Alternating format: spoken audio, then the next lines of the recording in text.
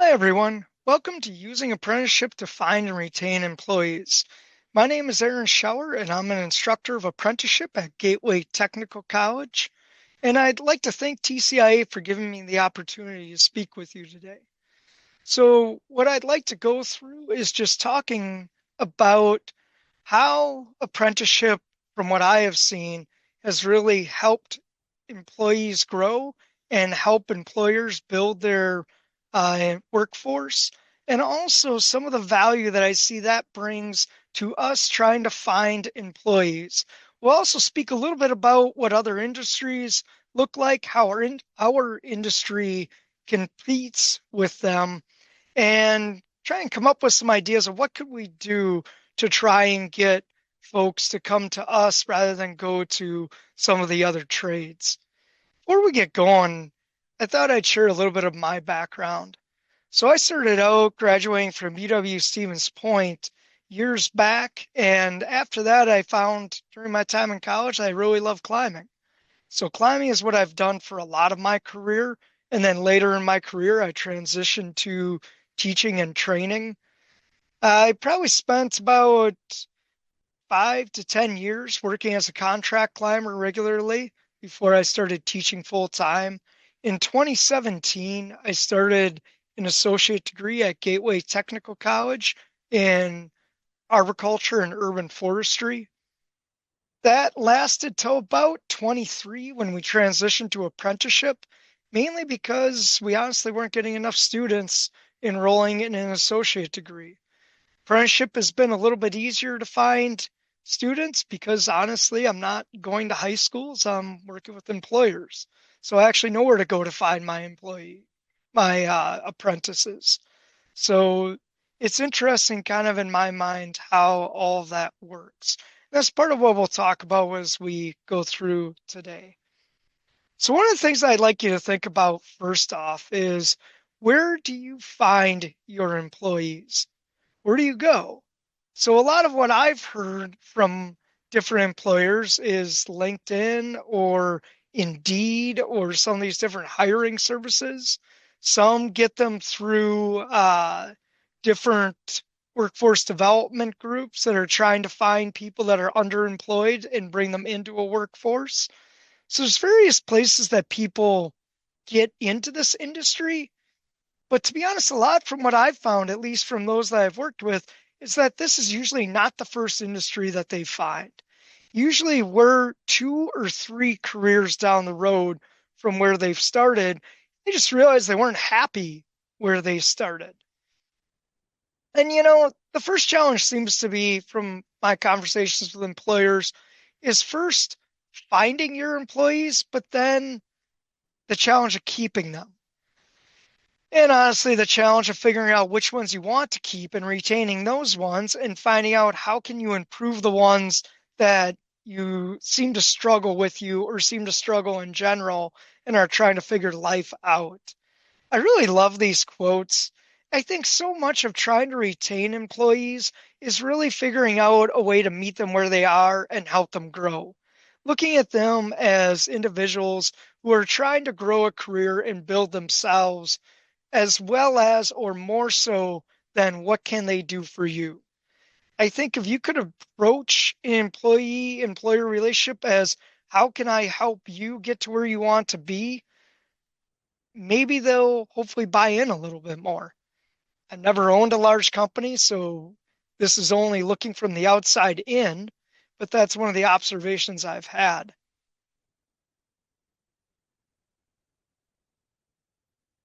This is another quote that I really think is hits home.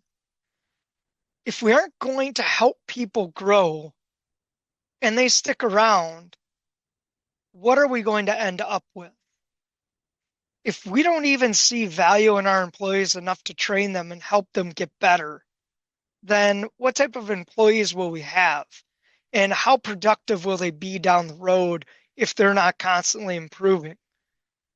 You want to have your employees want to improve themselves and be eager for more information and for growth. If they're not growing, then they're stagnating, and humans that are stagnating are not ones that I would usually want on my team. And so you need to commit to your employees and help them grow if you want a productive workforce, would be one of my theories, anyways, or suggestions. Now, one of the challenges going forward, this is not going to be as simple as it seems. I think many of you have heard of this, the employment cliff, the employer cliff.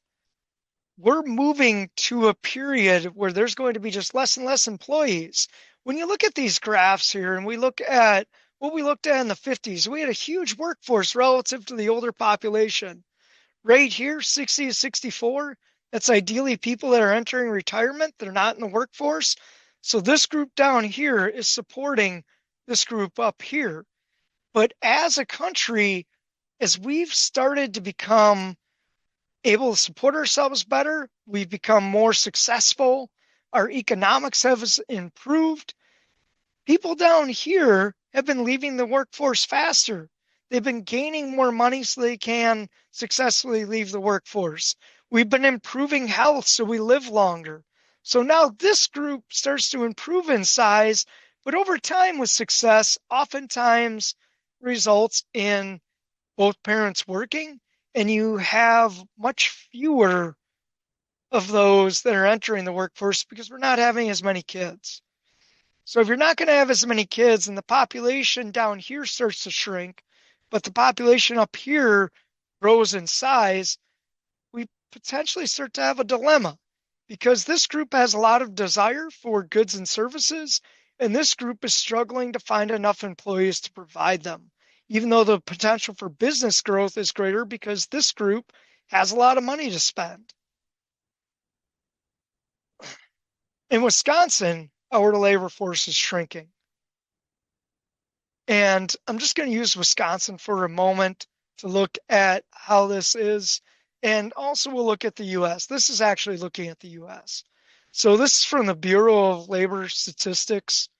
And the black here is the labor force. The blue here is the population that is not institutionalized, but the black is what the labor force is. So that tells us we got a good population that for whatever reason, they're not participating in the labor force. Could be they're on disability, could be other situations, could be parents staying at home. Various things are happening. So this is kind of the era that we just left. We had a lot not participating, but we had a pretty good workforce, but it shrunk from the workforce we initially had. We entered COVID, we entered the current era, and our workforce hasn't shrunk too much. Look what happens when we get to 2050. By then, hopefully I'm still around. Hopefully I'm well retired and enjoying life. But there's not going to be a lot of people out there to give me goods and services. We're going to have to get a little bit creative. Education's noticed this. Take a look here. This is at my tech college. So from 2005, 2006, we had roughly 26,000 students full-time and part-time. Look what happened to the beginning of the 2020s. We're down to 15,000. We've lost more than a third of the college enrollment. This is the total headcount for the Wisconsin Technical College system. So you give an idea, Wisconsin's a little bit unique. Aside from community colleges, we have 16 what we reference as technical colleges. So these are supporting colleges that are supporting specific counties. The county actually pays money in to support the college. And the goal is that the college provides expertise and training to help the local workforce for what those counties need. So it's a little bit different than community colleges, but they aim to provide associate degrees that many of which can then also be taken forward into the university system. So the tech college system was at 383. Now in the early 2020s, we're at 274. So again, dropped nearly a quarter of the population. The UW system in Wisconsin's noticed the same thing. We're looking at We had our first group of boomers that came through. Then we had a slight drop with Gen X. The millennials came about. That was a bigger group. Gen X was the smaller of the two. That boomed. Look where we're headed. We're dropping again, and that trend is not expected to change. So if you're not going to have enough people in the country, where do you find more employment or employees? Immigration is probably the most logical route to go. That's a hot topic in our country at the moment, regardless of where you side. If we don't have enough employees, we need to figure out a way where we can bring those in from elsewhere. Well, where are we going to bring them in from? Europe is not a great option. You look, and this is 2005. Europe's only gotten worse since then. So 2005, they had a large population that was still in the workforce. At about another 10 years, this population is getting into retirement, and those supporting the bottom of this pyramid, it's pretty narrow. They are not having a lot of kids. They're getting immigration, so that'll help them out, but they're not having a lot of kids. And so who's going to support the workforce as this group moves up and retires? North America, again, 2050, we're looking less like a pyramid and more like a square. China, very much so. Their one child policy was pretty successful. Now they don't have much workforce below the large group that's up here. They're going to be hurting. Asia, similar. Latin America, similar. The only one not in that boat is Africa, who's at really the wrong end of the triangle.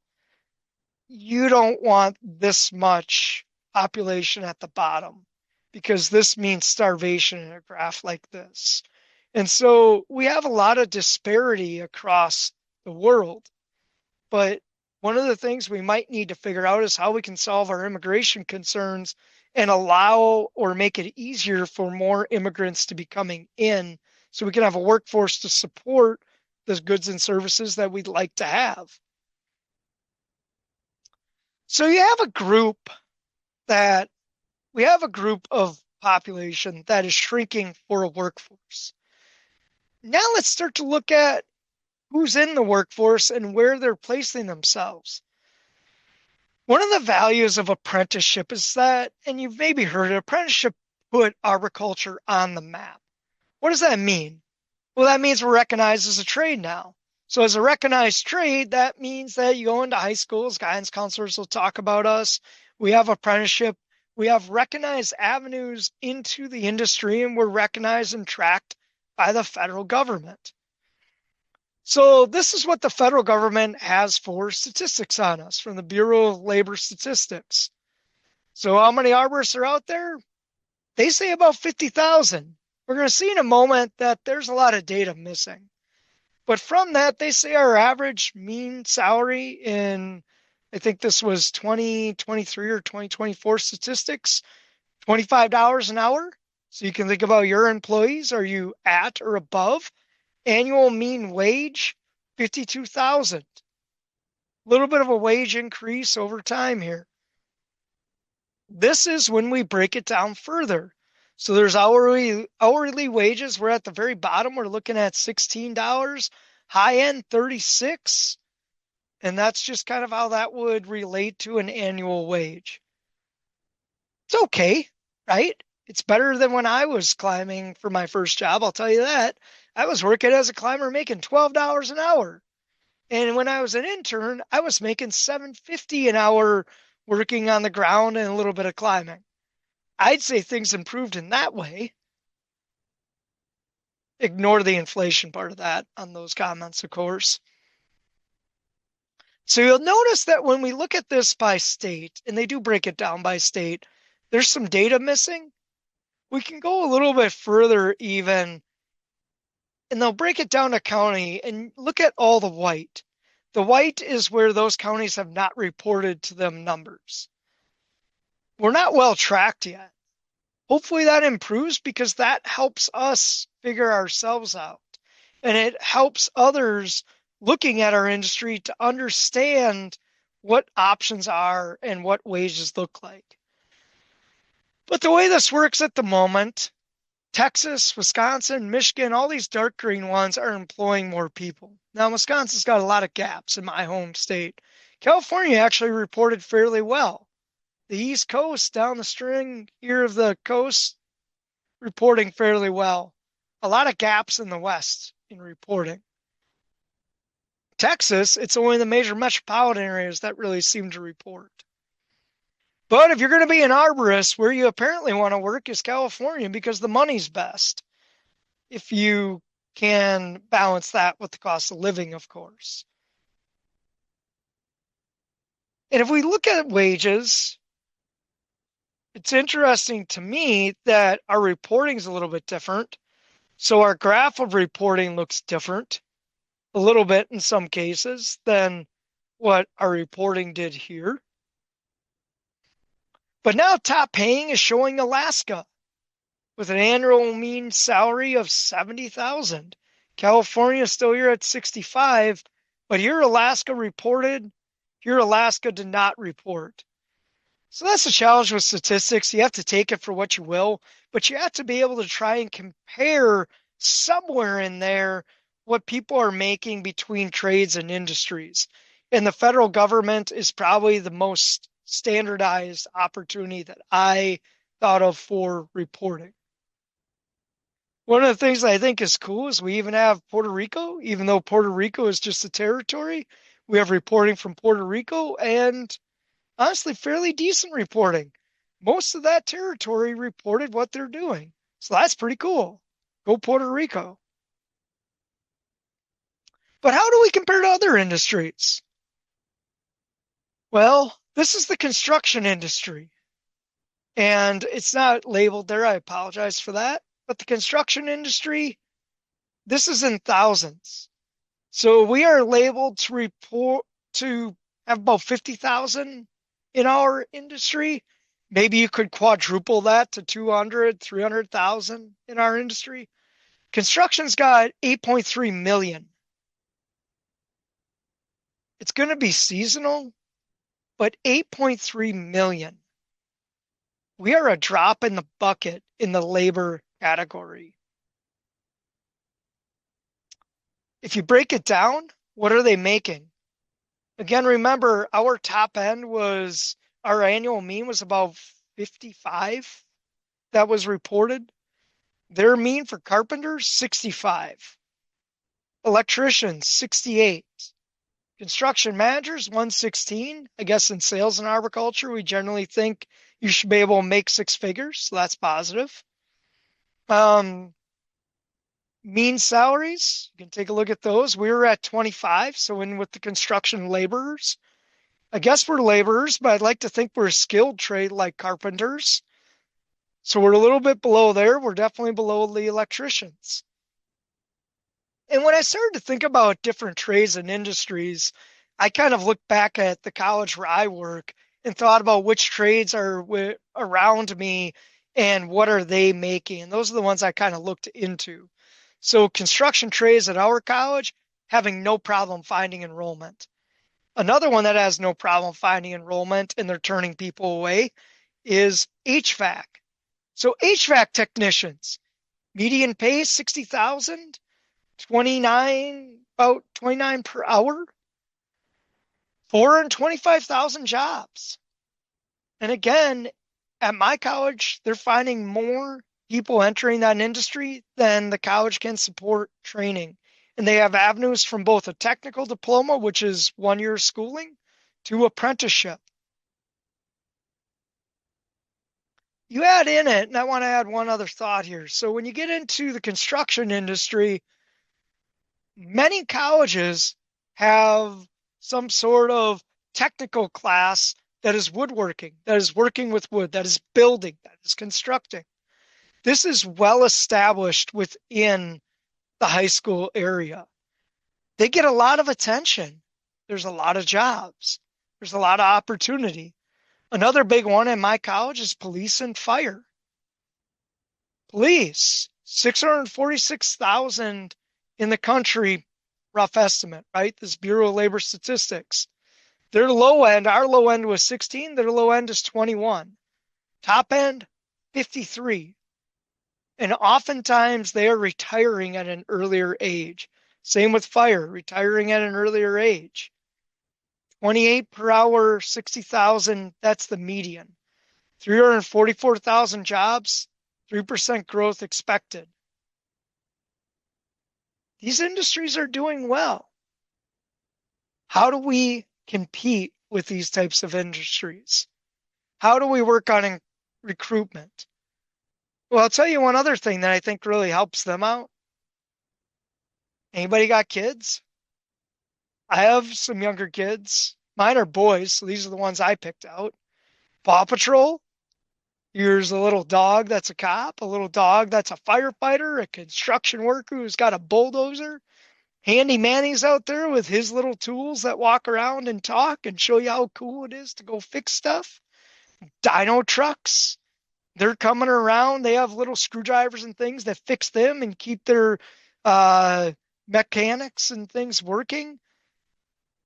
These industries are all represented at a young age to our children and brought up and constantly revisited in various capacities throughout our kids' lives until they get into the working industry. So they come out and in high school, they're told about other things that they could do, such as nursing, other major occupations, things that they might go to a 4-year for being a lawyer or engineering or some of these very popular STEM type activities. Where do arborists fit in? Maybe, if you get into some of the nature centers, we're spoken about there, I think fairly well, to be honest. We're represented in those types of capacities. The best thing that I can think of that we do in Wisconsin, anyways, for trying to gain traction with a younger generation and get kids aware of us is kids climbs. The WA, Wisconsin Arborists Association, actually provides free insurance for anybody that is recognized to be qualified to put on a kids climb in Wisconsin. And we have WAA equipment that we can loan out to go run a kids climb, and WA will pay for the insurance. And these are very popular. Kids from all over the place come out and do them. WA members volunteer to help with them. And I really think it's one of the best ways that we can get out, connect with the younger kids, and get them aware that this is an opportunity in an industry. Because otherwise, how else do they hear about us? We're a small drop in the bucket. But I think that we have a lot of cool opportunity that is not available in these other trades. So really start to think about where will your future employees come from? How will you attract and retain them? And which ones are you getting? Are you getting the ones that nobody else really wants to try and train because they kind of struggle a lot? Or are you getting the ones that are really good employees that have found out about your industry? They've bought into it from what you've done previously and what we have in industry have done previously. And now they want to come work and help us increase and improve our industry. So we want to really work to make ourselves known so that hopefully we can attract all types. I never believe personally that somebody is untrainable, but I think that there are definitely folks out there that, due to their life history and a lot of things that have happened to them, struggle a little bit more and need a little bit more patience and work to get them to be productive employees. And yes, this generation is certainly different than your parents' generation. They are certainly different than possibly your generation. And you probably are going to, at some level, have to meet them where they are, but still set expectations. So if you're going to find employees and you want to retain them, you need to invest in them. How have we historically invested in employees? Well, I'd say conferences, allowances to go out and do training, gear allowances to buy cool stuff, bonuses. If crew produces well, then you'll get a little bit extra money. Climbing competitions, that's a cool way to learn for many climbers. Company paying them to go volunteer at a cool event. I would suggest a big one to consider is that you can offer registered apprenticeship. So what does that mean? Well, you can go on TCI's website and they actually spell it out pretty well for you. In Wisconsin, we have a state-run apprenticeship. Excuse me, and the state apprenticeship is that set that we have a job book laid out of the expectations that on the job they'll fulfill 5,400 hours. And in those 5,400 hours, they're going to do X number of hours in chipping, X number of hours in climbing, X number of hours in pruning. And they're going to meet these. And as well as that, you have somebody on the job that is able to work with them and train them, somebody with experience. You can't have an apprentice with nobody for them to apprentice under. And so you have to have somebody on the job in your company that can help out in that capacity. So that's first and foremost. In Wisconsin, you have that job book with that list of hours that you got to spend in different categories, and you can actually change those hours about 20%. So you can kind of mix and match a little bit based on what your company does most, but they need to have some well-rounded experience. Because at the end of the day, after the end of apprenticeship, they earn a journey worker category and status. That is a status that apprentices have been earning for longer than the U.S. has been a country. And that status is recognized across the country and well known in most trades.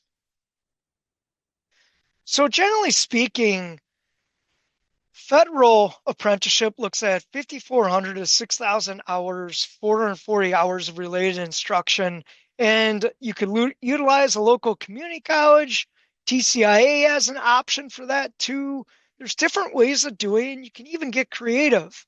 Some states, such as the one directly south of me, Illinois, does not have a state apprenticeship model for arboriculture. And so what that means is that job book that gives you the hours of different activities, each company can kind of create their own thing, which is maybe a positive, maybe a little bit overwhelming, especially for a small mom and pop that doesn't have a lot of time, but it gives you some autonomy, I guess, which could be positive. Maybe something we could do as an industry is make sure that we're sharing our job books so that somebody in that type of situation can maybe have something to start with rather than having to reinvent the wheel. The next step is, if it's something of interest, maybe approaching your local community college and trying to see if they'd consider creating an apprenticeship program for arboriculture. The challenge there is that these colleges are a business too. Even a state-funded college is a business. They need to make sure that they're going to consistently have a certain number of students. For me, my college would ideally want each cohort to be 10. Because of the way apprenticeship is and the funding in Wisconsin and the grant funds and things like that, they're willing to accept maybe as small of a cohort as 5. But if I got 4, they're not going to run a cohort. And then you're stuck with a situation where a company has apprentices, but they don't have a place to send them for that related paid instruction. And that's one of the things. The instruction is paid for, at least their hourly wage. In Wisconsin, you don't have to pay actually for the courses, although most companies do. And that's what makes this very different than a regular associate degree, 1-year tech diploma, 4-year degree, is those that are coming and learning, they do it over 3 years. They're working on the job and they're getting paid while they go to school. So it's a way that somebody can start in an industry, but not lose everything if they're switching careers. And they can still hopefully then support their family. And that's one way to make this attractive to where we can get people switching careers or with families joining arboriculture as a trade. One of the interesting things I wanted to point out, so Gateway's got a bunch of other apprenticeships. Arborist is not the only one. There's even a culinary and cosmetology apprenticeship. There's all your industrial trades ones, which is maybe more of what people often think about. Same with the construction trades. We often think of that. There's a lot of apprenticeships out there. In the US, not all of these are regularly being taught, but there's over 1,200 approved apprenticeships across 175 industries. Again, there is competition for employees. This is our competition. Somebody comes in at a career fair at Gateway and they want to figure out what they want to do and they think apprenticeship sounds good. They're looking, I'm competing against 19 other apprenticeships. How do I get them to choose arboriculture over the rest of these?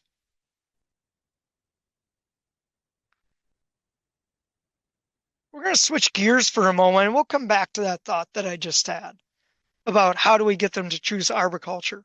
But I want you to think about this. One of the challenges that I've had is helping employers understand what does apprenticeship mean and what is it really doing? Well, it's a training model. It's not necessarily a way to try and market people into the industry. I would suggest it's a great tool for you to use to help market people to your company, but it's not a tool necessarily intended for me to go out as a college and try and market apprenticeship and get people to join the arboriculture industry. Because I can go find people and I can send them your way, but if you don't like them and you don't hire them, they're not coming into the industry. When I was teaching an associate degree, I taught anybody who came through the door. And that meant a lot of times people that coming out, they went to one of you as a company, you probably weren't going to hire them. So now the goal is over 2 years, I get them a degree, I train them, I teach them what this industry is, and now they're employable and they pay for that ability to become employable. Apprenticeship is not that. You're deciding if somebody's employable and you're sending an employable person now to hopefully get a firm foundation. So think about your company. Who does your training? If you have employees, you have to be training one way or another. Is it your foreman, a coworker, a salesman? Aside from the time to train, you have people training at your company who have other jobs. Their other jobs are what's bringing the company money, not the time they spend training. So what production is lost? A lot of times the crew leader is the one training. That person is oftentimes a crew leader because they've been successful. They've been your most productive employee and they're good at leading and getting a job done. So you're taking them out of what they do well and you're putting them into a role and telling them to train. Maybe they're good at it, maybe they're not. I mean, what does it take to be a trainer? I would say experience, knowledge. Hopefully they're safety conscious. Hopefully your foremen are not, or your crew leaders are not one-hand chainsawing and they're putting their lanyard on when they're using a chainsaw. They're on the ground, they're using chaps. Ideally, and I hope nobody's in this place where people aren't wearing helmets anymore, but I think we're past that. So helmets, not chipping with chaps on, not chipping with harnesses on. These are the things that hopefully we should see in those that are training. They're leading by example. They should have familiarity with the equipment, but beyond that, tree care is more than just knowing the equipment and being able to climb and cutting. Ideally, you should understand trees and tree biology so that what you're doing is helping the trees in the long run, keeping them safe. Ideally, you're a little bit familiar with biomechanics and how the physics work in rigging and climbing and in trees so we can keep trees from falling apart. Hopefully you're familiar with insects and diseases and you're not pruning elms during Dutch elm disease or oaks in an area where oak wilt could be present. And familiar, hopefully, with being able to identify all your trees. It goes beyond that too, though. And this, I would suggest, is a challenge for many crew leaders. Again, they got to where they are because they're productive. They get stuff done. And they don't want to be stuck screwing around not getting things done. You get out on a job, you're there trying to get the job done. So then to turn around and have patience when you're keyed up and trying to work fast with somebody who's not on the same page, understandably isn't on the same page because they haven't done it. They don't have common sense in this industry. One of my big points I like to make when I'm talking with students and talking with those learning and training is, look, common sense has to do with your past experiences. How many of you starting out had a lot of experience in arboriculture? Or let's change gears. How many of you could go build a house right now? Probably not many of us. So you show up on a construction site and you're like, well, I've been an arborist. I'll just start building now and framing. Well, you don't have any experience with framing. You don't have any past experience. You have experience from arboriculture.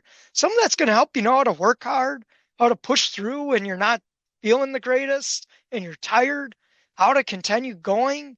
Um, Maybe a little bit with tools and machinery, but you're probably not going to be a productive framer because you don't have any experience with framing. So you're not going to have common sense to that construction site. Similarly, someone on a construction site coming into tree care will have some common senses of how to work safely and work in a team, but they're not going to understand how to make a pruning cut.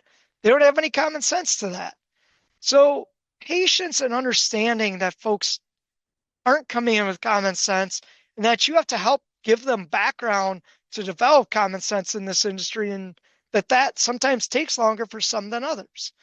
And through that, empowering them to succeed, those are not qualities of many of our crew leaders, because our crew leaders are in that position because they're productive, they make money, and they get the job done.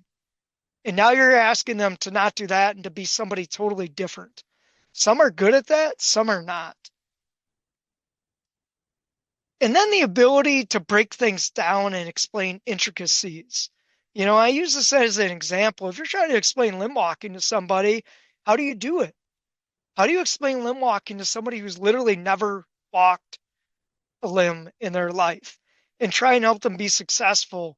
And you watch people trying this, and they're just very awkward to begin with because the concepts, aside from just even trusting their equipment, the concepts of weighting your rope and maneuvering out on a limb are different. People just assume limb walking is balancing a limb, and it's absolutely not that at all.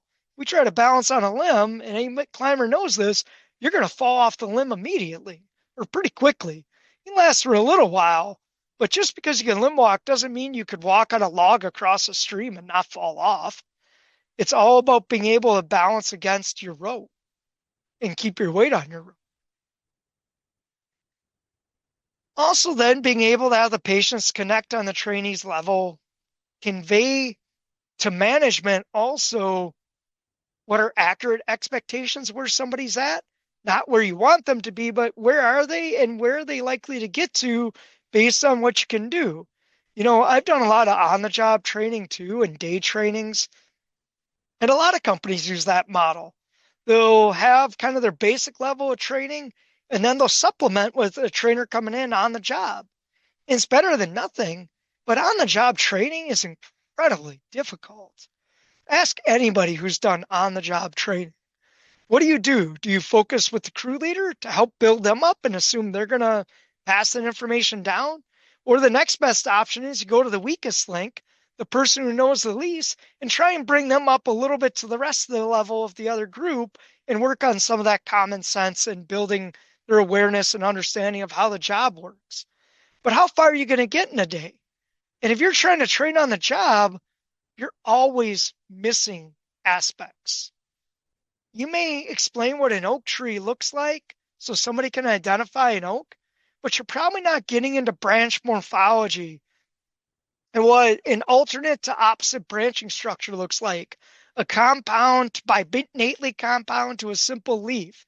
You're not getting into the details of how we break down and build a baseline and a foundational information that we can build on so that when we talk about these things in the field, they just make sense.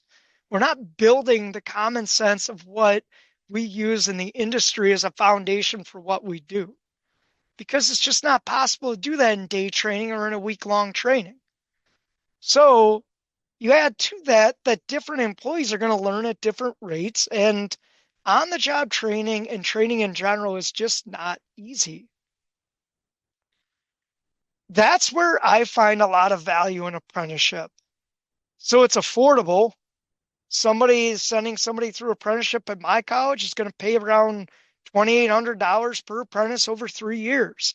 If they're out of state, they're going to pay about 36, 3,700 for that apprentice over 3 years. So you can utilize state-funded education if you can get a state-funded institution to start teaching apprenticeship. You can have people that are taught to be trainers that are instructors whose emphasis is understanding how to train. And not only that, now you're sending your employees through a cohort. They're learning with peers in similar places and in an environment conducive to learning, not an environment focused on getting the job done that tries to do a little bit of learning along the way. And give you an idea, the requirement of it, at least the way that I teach at my college, 18 days a year. So 1 day a week for 18 weeks a year between the fall and the spring.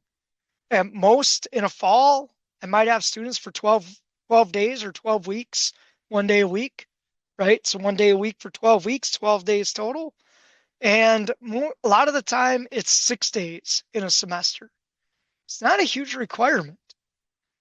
This is how I break it down. There's different ways to break down training.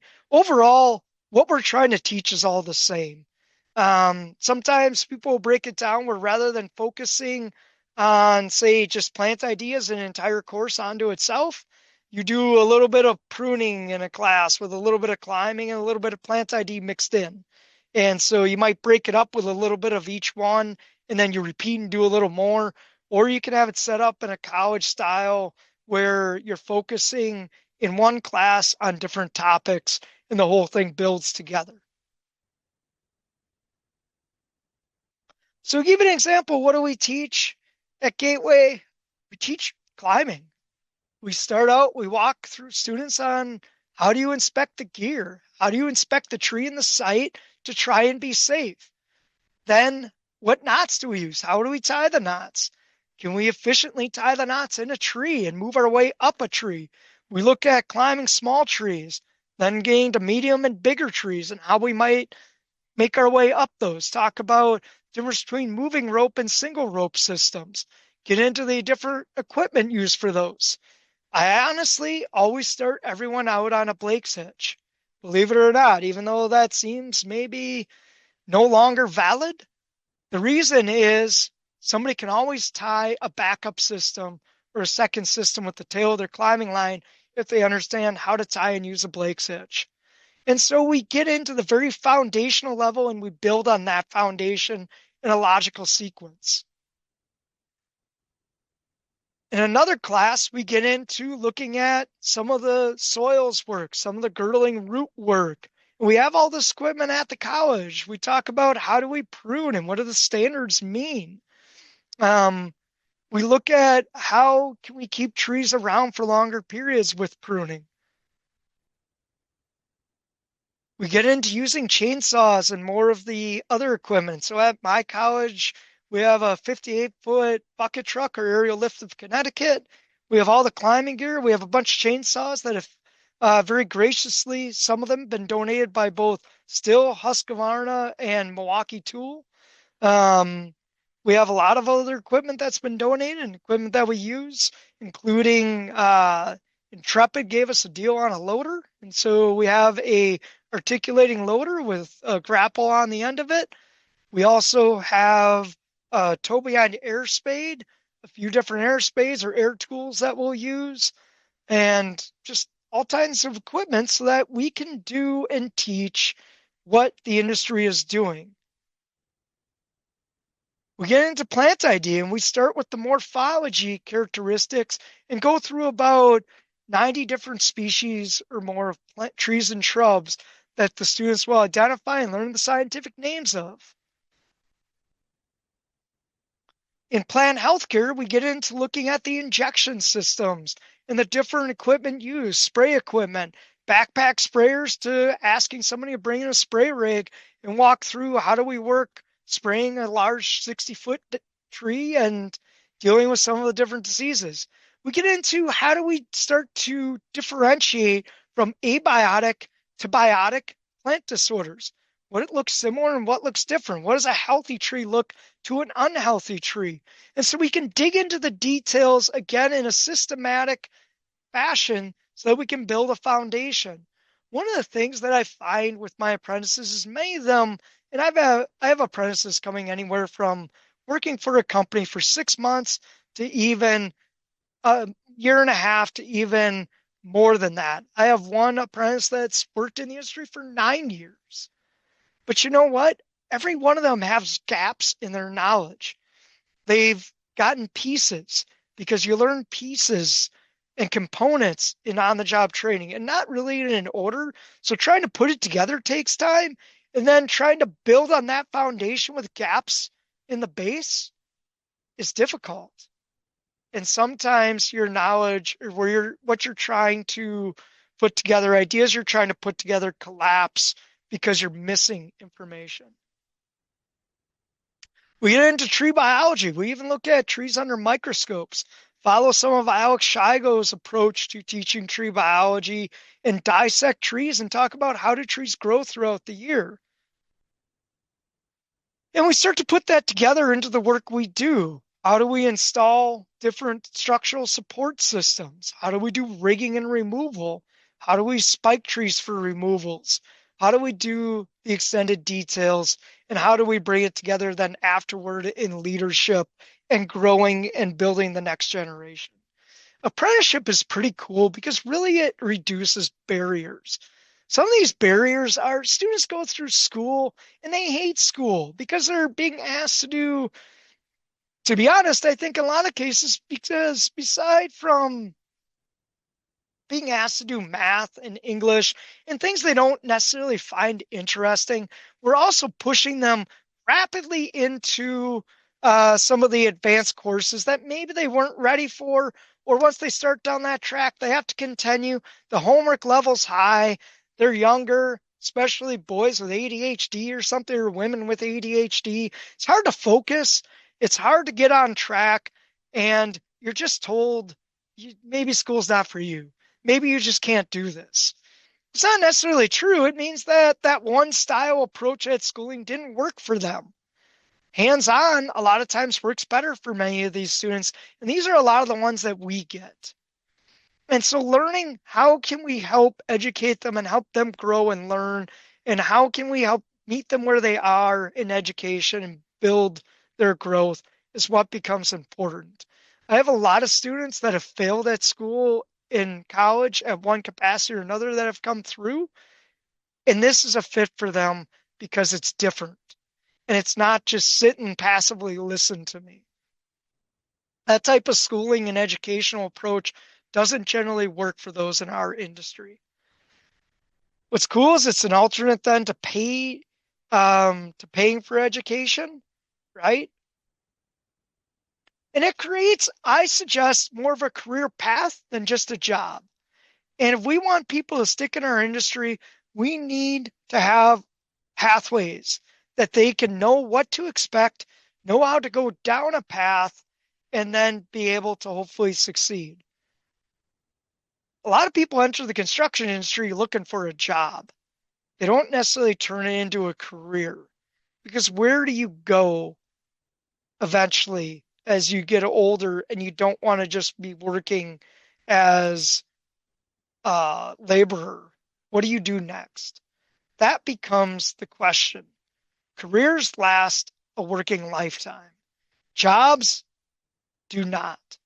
People go to Walmart for a job. We don't want them coming to arboriculture because they just want a job, because they are not going to stick. It is not easy work. When you're working and it's 5 degrees outside and you're hauling brush or you're climbing, it's not always the best time of your life. Working in the rain is not the best time of your life. Working in the sunshine and beautiful weather in fall with leaves that are changing colors, fantastic.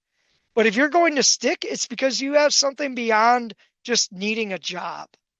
And so we need to promote this as a career. So what do others do? Well, this is an electrician's career pathway, right? They go through high school, good. They get into education. A lot of times it's apprenticeship. They earn money while being an apprentice. They get their journeyman license. Again, this is probably unionized. So then they'll go out and they'll become a master or get a contractor's license. Maybe they'll get into leadership down the way, and ideally they'll own a company and they'll make better money eventually. This is looking at multiple trades, right? There's licensed trades, there's unlicensed trades, specialty trades, and different groups. So you're in specialty, you're probably making better money. Apprenticeship, 2 to 4 years, 3 to 4 years for apprenticeship here, 4 to 5 years in the licensed trades. It is a much bigger requirement. So that's one thing we have going for us. We're only 3 years. It's a little bit easier to go through it, right? But again, all these people are making good money and they're all a little bit better known because these trades have been around in some cases. Think about bricklayers. How long have bricklayers been a trade? I mean, back to Roman times, maybe, right? This goes back a long time. Arborists, we could argue maybe 80 years at most, 60 years. We're young. People don't know us yet. Construction industry career pathway. And these are ones I just looked up online to see what they'd show. So hourly trade trainee, hourly trade employee, you can get into a leadman, a foreman, a superintendent, and a construction manager. All right, so you made it here, you've succeeded. This is where you kind of end the pathway. Another one, Build Connecticut. This one I like because this one looks at multiple pathways in.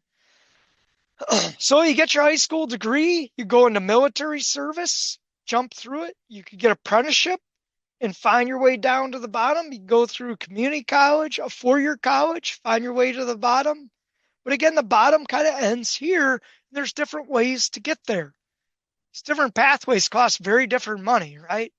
A 4-year university, you're spending what, 40 grand or more to then become one of these and then maybe end up where somebody in apprenticeship getting it paid for could eventually get to too. Different ways to think about it. So what do our career pathways look like? Well, this is outsidecareers.org. Thank you, TCIA, for putting this together. This is their suggestion. You can think of it what you will. And think about it. Are there things missing in this career pathway? Would you think of something else that really relates to our industry? I don't know. What about urban forestry, municipal arborist, sales arborist, business owners, advanced degrees, PhD research? Those things I suggest are missing. American Forest gives an urban forestry career pathway, a little bit different than arborist, but they include certified arborist as a benefit here. Ground worker to tree climber to foreman or crew leader. These would probably be working in municipal setting to an urban forester. And interestingly enough, they say go to business owner at the top, you make more money. Very different though. Your benefits look different here from the municipal area. Now you're creating your own benefits. This is ISAs. I know ISA has talked about looking at trying to revamp this, but they have a lot of irons in the fire, so to speak, a lot of things they're working on. This one hasn't gotten there yet, but they show a whole lot of entry points and then where you can go from there. Probably I could see why they want to redo some of it. It's maybe a little bit confusing. This is one I created. Because I created it, I'm proud of it, so I'm going to give you more time to look at this one. But you start out at high school, you have apprenticeship, community college, and all of these can oftentimes feed into each other. My apprentices are getting college credit that may or may not be able to push forward into a degree at the community college. And it can, in my case, at my college, my technical college, if you complete apprenticeship, you get 39 credits towards an associate degree in technical studies. That would mean you need 21 more credits. 15 of those will be general degree requirements, such as math, English, psychology, some of those different things, right? And then 6 credits of elective, and you get an associate's degree behind your name. And that can then transfer into a 4 year.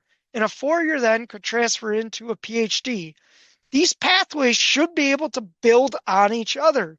You can step on this pathway or step off wherever you want throughout your career, and it might look different as your career goes on. There's not many who stay as climbing arborists for their entire life, right? But you can be a climbing arborist with many of these avenues. But when you get into these higher ones, I would suggest it lends you better towards getting a position as an urban forester or a sales arborist or managing a branch.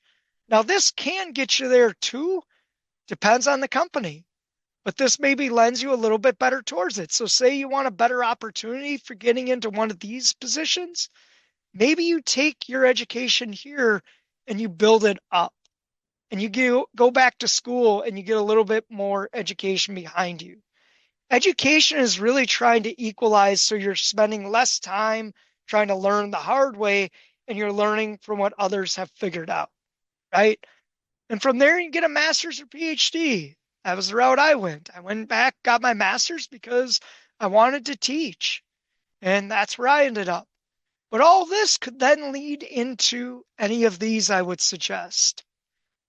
You could take that experience and get hired in some of these other groups if you want to work for the state, higher government, or possibly even run a company.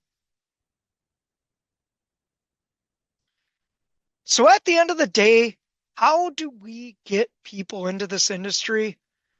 I would suggest it's showing them that our career pathway, and I'm going to step back for one moment, our career pathway looks a lot different. Look at this career pathway to this career pathway. There's a lot of opportunity, and our opportunity extends at utility to commercial to residential to municipal to state, potentially federal. We meet, our industry fits into all categories of employment. That gives you a lot of opportunity. And I'll tell you what, if you're like me, you can get bored working in just one aspect of the industry for a long period of time. And when you get bored, you get complacent, and complacency is boring in a career. I want my career to be something I'm proud of. I want my personal life to be something I'm proud of, but I want to be able to look forward to going to work. So I want to find something I enjoy doing.